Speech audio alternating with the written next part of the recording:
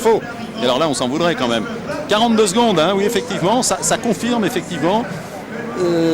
Est-ce que Fedrigo pourrait revenir sur Brochard? Moi, je n'y crois pas. Il n'y a que Fedrigo qui peut revenir. Nicolas ne reviendra pas. Nicolas, à moins que Brochard s'écroule. Alors franchement, si Laurent Brochard avait soudainement une défaillance, oui, tout est possible, évidemment.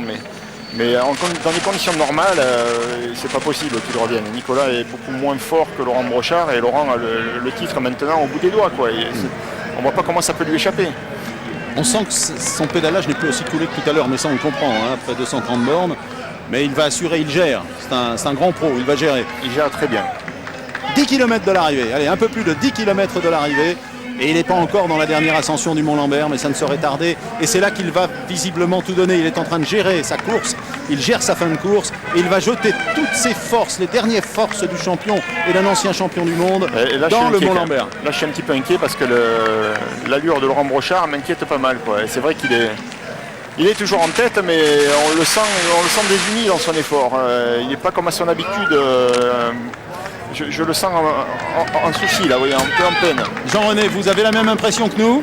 Ah, tout à fait, franchement, tout à fait. Nous sommes à, je sais pas, 8-10 mètres de Laurent, là, juste derrière lui. Et c'est vrai qu'il n'a pas l'allure qu'il a habituellement. C'est vrai, dans la ligne, dans le pédalage, dans le rythme de pédalage. Regardez-le, on le voit, il penche légèrement à gauche, à droite et tout. Il s'arrache, il accroche. Et Laurent Brochard est en train de mener un sacré combat, en fait, contre lui-même, là. Car c'est probablement le moment où il sent le plus cette fatigue, cette lassitude. Peut-être, Laurent évoquait tout à l'heure, le risque de début de fringale. Regardez, regardez sa main. Regardez, il cherche de nouveau là, juste devant nous, dans sa poche arrière. Si la caméra peut, voilà notre ami caméraman se porte à la hauteur de Laurent. Regardez, il cherche dans la poche, c'est le côté gauche, oui, de son maillot. Voilà des barres, regardez, voilà Laurent qui est en train de s'alimenter. Effectivement, Laurent Jalabert insistait tout à l'heure sur ce point, mais cela se confirme. C'est un combat là, un combat contre lui-même, contre son corps, contre la souffrance que mène Laurent Brochard. On avait un petit problème d'image, mais on l'a très bien compris. On l'avait compris tout à l'heure alors qu'il passe sous le viaduc pour la dernière fois. Effectivement, c'est mauvais signe à 10 km de l'arrivée de fouiller dans les poches. On va pas lui souhaiter ce malheur. On ne lui souhaite rien du tout. Il est en tête depuis plus d'un tour. Gagner. Et ce serait vraiment dommage de perdre une course de cette façon. Croyez-moi, ça fait mal, quoi. Non, il n'y a pas perdu encore. Hein, alors, non, surtout pas. Il continue d'avancer, il aime très bien.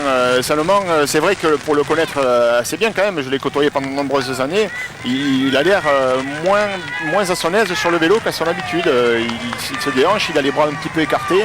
Et puis surtout, ce geste de chercher dans la poche à manger à 10 km de l'arrivée, c'est une attitude qui n'est pas normale. Laurent, regardez, on va essayer de faire un écart avec l'hélicoptère. Laurent Brochard, seul devant, avec... tout à l'heure, c'était 42 secondes. On va regarder. On part sur la droite, on cherche, c'est loin quand même. Ah, ils sont pas si loin les voilà, là, oui, ils sont à une trentaine de secondes. Hein. Et c'est Nicolas qui roule tout seul. Trentaine de secondes à 9 km de l'arrivée, quel suspense. Ouais, regardez, l'allure est quand même différente. L'allure semble différente. Hein. Ici, on a l'impression que ça va un petit peu plus vite. Hein. On a l'impression que ça va un petit peu plus vite. Et ce serait vraiment dommage pour Laurent s'il avait une fringale maintenant. C'est vrai que il le voyait quand même, ce titre arriver. Donc ce serait vraiment cruel pour lui. Ouais. 9 km.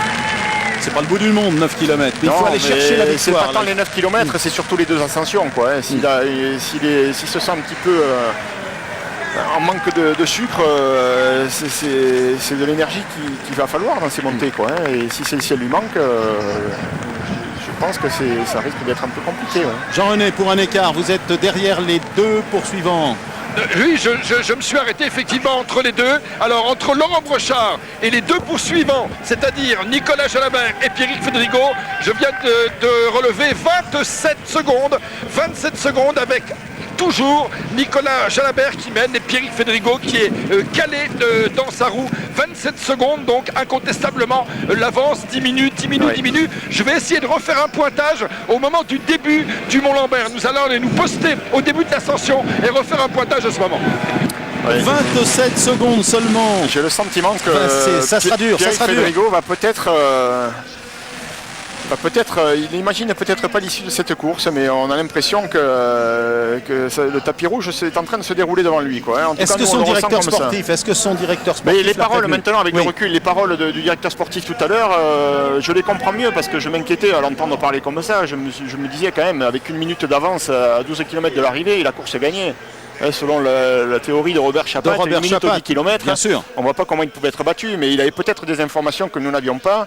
Peut-être que Laurent Brochard lui a peut-être simplement dit qu'il n'était pas au mieux, qu'il se sentait faible. Et vous savez, quand on sent une fringale arriver, même qu'il y ait un titre au bout et qu'on soit en tête de la course, quand il n'y a plus de force, il n'y a plus de force. Je ne sais pas si la théorie de Robert Chapat, notre ami Robert, s'applique aussi à des parcours aussi mouvementés que cela.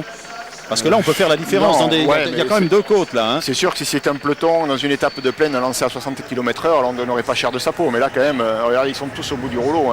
Le seul qui se balade, c'est Pierrick Fédrigo. Dossard numéro 11, lui, il fait la moulinette, là, il se promène. Il est sur le porte-bagages, lui, et depuis tout à l'heure. Mais il fait son boulot. S'il devient champion de France comme ça, il n'y aura rien à dire. C'est un coureur loyal qui, quelquefois, peut-être manque un peu de confiance en lui. Il a de gros moyens. Et si vraiment il avait conscience de ses moyens, il aurait déjà gagné peut-être le double de ce qu'il a pu gagner jusqu'à présent. C'est moins de la tactique pure que de la circonstance de course, parce que visiblement là il tablait sur Laurent Brochard. Et n'anticipons pas, Brochard est toujours devant, à 7 km de l'arrivée. Ouais. 7 km de l'arrivée, mais ça nous promet il se battra jusqu'au bout, Laurent. Il se battra jusqu'au bout parce que c'est un courageux. C'est vraiment son trait de caractère le plus marquant. Nouvel écart avec l'ami Jean-René sur la moto.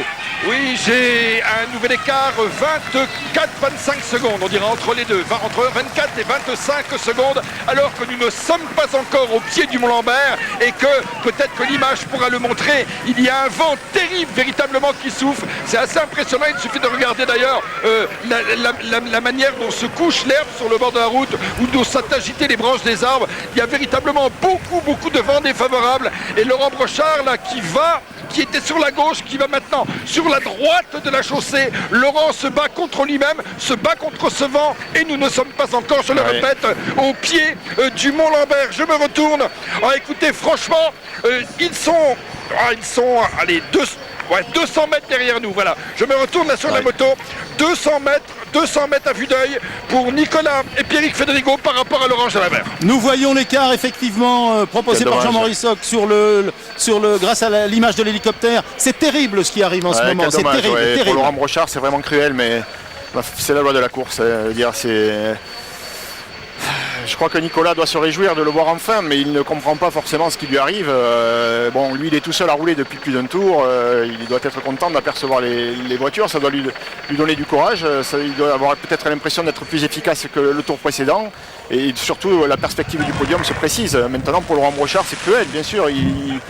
On sentait que ce titre ne pouvait pas lui échapper. On en est beaucoup moins sûr maintenant. On se demande comment il va pouvoir gérer l'ascension du Mont Lambert.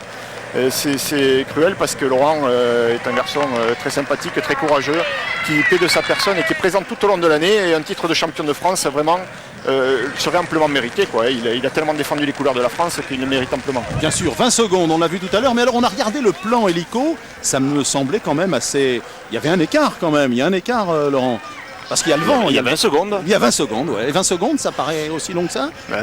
Oui, mais bon, là, ici, l'image est un peu écrasée. Là, on ne le voit plus parce qu'il y a eu un petit virage. Il est au pied de l'ascension du Mont Lambert. Ça ne va pas être simple à gérer pour Laurent Brochard. Ce ne sera pas simple non plus pour Nicolas Jalabert. Je pense que Pierrick Fédrigo, informé de la situation, si Laurent Brochard a une fringale, il va passer à l'offensive. Pierrick Fédrigo dans cette montée. Il a été loyal jusqu'à présent et on ne pourra pas lui en vouloir d'attaquer derrière pour aller chercher un titre de champion de France. C'est un jeune coureur et je pense je serai à sa place, très honnêtement, avec toute l'estime que j'ai pour Laurent Brochard, j'agirai de la sorte parce que même en le respectant, c'est à sa portée aussi à Pierrick et je crois que Laurent aura de la peine à résister. Alors voilà, on assiste à la dernière ascension du Mont Lambert. Laurent Brochard, 23 secondes d'avance, il a repris 3 secondes. 23 secondes d'avance au pied du Mont Lambert. Et alors là, il va tout donner. Il va tout donner, regardez le public qui l'encourage. Et Jean-René, juste derrière, peut-être pour un nouvel écart. Oui, j'ai 24 secondes, vous voyez, à une seconde près, 24 secondes au pied du Mont Lambert en faveur de Laurent Brochard. toujours sur le tandem Nicolas Jalabert, Pierrick Fédrigo, avec toujours Nicolas Jalabert qui assure les relais. Alors nous sommes entre les deux, devant nous Laurent Brochard qui monte à son rythme comme il le peut, et derrière donc le tandem avec Nicolas Jalabert et Pierrick Fédrigo, sachant bien évidemment que Pierrick Fédrigo est placé là dans une situation pour l'instant presque idéale, au cas où bien sûr Laurent Brochard donnerait des signes de faiblesse dans cette montée, rappelons-le, qui fait pratiquement 1800 mètres de long, que les coureurs escaladent là pour la 14e fois, il faut le rappeler, depuis le début de la course ce matin, et Laurent Brochard pioche littéralement. Je pense que vous l'avez à l'image, Henri. Non, on n'a pas à l'image, on est justement avec les poursuivants. On est avec Fédrigo. Là, on a retrouvé Laurent Brochard. Et pour l'instant, il ne perd rien. Il se bat et derrière, on a l'impression qu'il se bat aussi. Il tire de gros braquets et on n'a pas l'impression qu'il revienne pour l'instant, hein, Laurent. On n'a pas l'impression, ce n'est peut-être une impression. Je dirais que l'avantage de Laurent Brochard dans la situation actuelle, même s'il essuie un petit coup de fatigue, c'est d'avoir derrière comme poursuivant Nicolas Jalabert qui n'est pas un grimpeur et qui, même sans avoir de coup de faiblesse, aura du mal à revenir devant.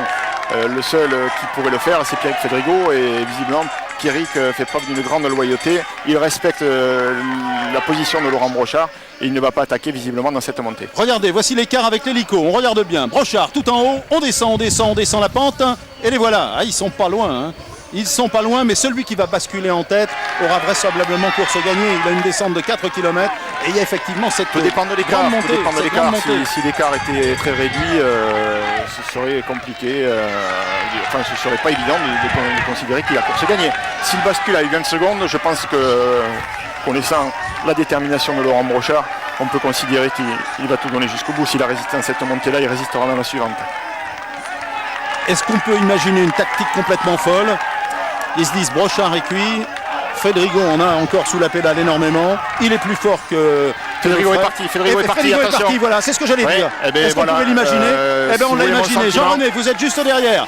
Ils vont faire 1 et 2, ça c'est sûr. Et l'ordre, je suis moins sûr de l'ordre maintenant. Pour l'instant, c'est Laurent Brochard qui tient la corde. Voilà, mais il revient, Fédrigo revient. Laurent est pendu, voilà, il est à l'arrêt. C'est Pierrick qui va aller chercher le titre de champion de France. Pierrick qui va passer sans se retourner. Regardez, même pas un regard. C'est triste. C'est une image il relance, mais il n'y a plus de force, on ne peut plus. Il s'accroche à la deuxième place, mais c'est pas acquis non plus pour Laurent Brochard la deuxième place. Et Fédrigo qui continue, regardez. Il n'est pas encore au sommet de la côte, il se retourne. Fédrigo semble vouloir attendre Laurent Brochard, il semble vouloir l'attendre pour lui assurer peut-être la deuxième place. Il s'est retourné un petit peu, a-t-il reçu un ordre, je sais pas, peut-être de lever le pied un petit peu, de l'attendre, essayer de la mener au maximum jusqu'au pied de la dernière montée pour aller faire 1 et 2. Ça c'est une probabilité. J'étais en train d'échafauder un peu ce scénario juste au moment où ça s'est produit. Et effectivement, on a l'impression que Laurent Brochard était complètement scotché. Je pense que Laurent n'a plus les moyens de pouvoir suivre le rythme imposé par Pierrick Fédrigo. Et Fédrigo est parti au bon moment. Il a vraiment eu un coup de fringale là, et malgré tout son courage, il n'a pas pu résister. Et puis là, dans la tête, croyez-moi, quand on s'est vu champion de France, parce qu'il s'est vu, avec 1 minute d'avance à un tour de l'arrivée, il a dû s'y voir forcément. Ça doit être cruel de le voir comme ça passer, même si c'est un équipier, même si on n'a rien à reprocher à Pierrick Fédrigo. Et au contraire, il faut saluer sa loyauté et surtout son grand tempérament, son panache. Pierrick a respecté son leader, mais voyant qu'il avait course peut-être perdue, il a tenté sa chance et c'est logique. Et il est parti pour aller chercher un titre de champion de France, Pierrick Fédrigo. Cette fois-ci, c'est sûr, il n'y a personne qui va pouvoir l'inquiéter. Nicolas est loin, Laurent Brochard, on l'a vu, était en difficulté. Quant aux autres, ils sont beaucoup plus loin derrière, à plus d'1 minute 30, donc il va pouvoir savourer cette victoire, Pierrick Fédrigo. Alors là, Jean-René, juste derrière Pierrick Fédrigo. Oui, nous sommes effectivement derrière Pierrick Fédrigo qui est parfait là. Il est bien en ligne, très souple, véritablement très impressionnant. Il termine ce championnat de France pendant lequel il a été souvent en position d'observateur pour le compte de l'équipe de Bouygues Télécom avant de porter ce coup de grâce donc de l'ascension du Mont-Lambert. Pierrick Fédrigo, à un certain moment, je me souviens, Laurent Jalabert disait qu'il ne pédalait pas tellement il donnait l'impression de facilité en suivant dans le groupe. Et bien maintenant, Pierrick Fédrigo qui a beaucoup de souplesse dans ce coup de pédalage, qui a beaucoup d'allure, et bien Pierrick Fédrigo dans cette partie descendante, je regarde le compteur de notre moto, l'aiguille est au-dessus, entre 60 et 70 km/h. Pierrick